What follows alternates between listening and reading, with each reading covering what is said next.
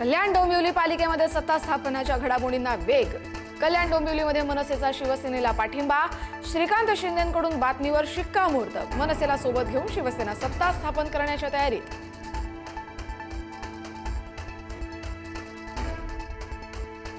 मुंबईतील ठाकरेंच्या शिवसेनेचे नगरसेवक गट नोंदणीसाठी कोकण भवनाकडे रवाना। 65 नगरसेवक बेलापूरमधल्या आयुक्त कार्यालयात पोहोचणार।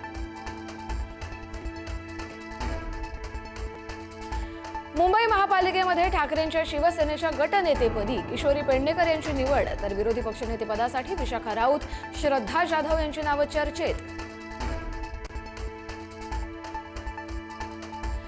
मुंबईचं महापौरपद एसटी प्रवर्गासाठी राखीव होणार असल्याच्या चर्चा। ठाकरेंच्या एसटी प्रवर्गातील 2 नगरसेवकांवर सत्ताधाऱ्यांची नजर असल्याची चर्चा। प्रियदर्शनी ठाकरे, जितेंद्र वळवी यांच्यावरती महायुतीचा दबाव असल्याची चर्चा।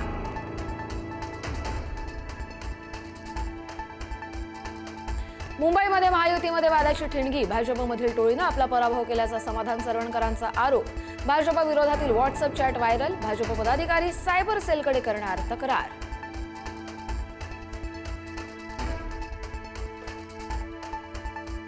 चंद्रपूरमध्ये काँग्रेसमधील अंतर्गत वाद चिघळला। खासदार झाला तर म्हणजे जिल्ह्याचे मालक झाला नाहीत। काँग्रेस नेते विजय वडेट्टीवार यांची प्रतिभा धानोरकरांवर टीका।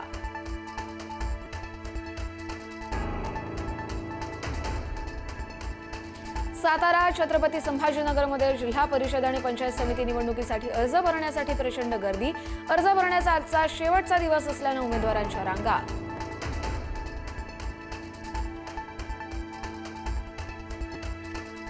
येत्या 2 दिवसात एकनाथ शिंदे दिल्लीच्या दौऱ्यावर। मुंबईतील महापौर पदाबाबत चर्चा करणार असल्याची माहिती। राष्ट्रीय अध्यक्ष नितीन नबीन आणि अमित शहा यांची घेणार भेट।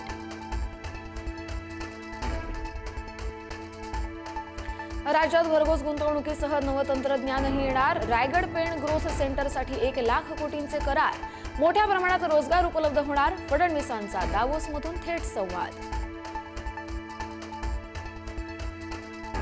मुख्यमंत्र्यांची दावोसला पिकनिक सुरू। राऊतांचा टोला।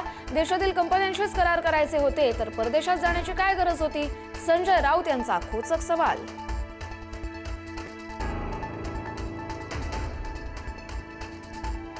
पालघरमध्ये वाढवण बंदराविरोधासह इतर मागण्यांसाठी माकप आक्रमक। तोडगा न निघाल्यानं लाल वादळाचा जिल्हाधिकारी कार्यालयाला घेराव। भूमिपुत्रांसाठी लढाई लढण्याचा निर्धार।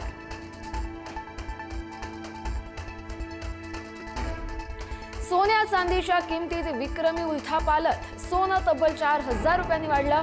सोनं प्रतितोळा 1,54,000वर। चांदीचा दर प्रति किलो 3,25,000 रुपयांवर।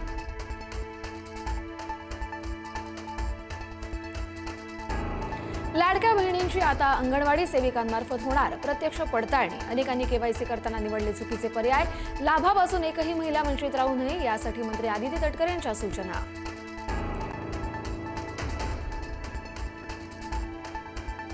नागपुरातील एका व्यावसायिकाकडे तब्बल 4 कोटींची घरफोडी। 247 तोळे सोन्याचे दागिने, 65 लाख रोख रक्कम चोरट्यानं केली लंपास। ओळखीतील कोणीतरी टीप दिल्याचीही शंका।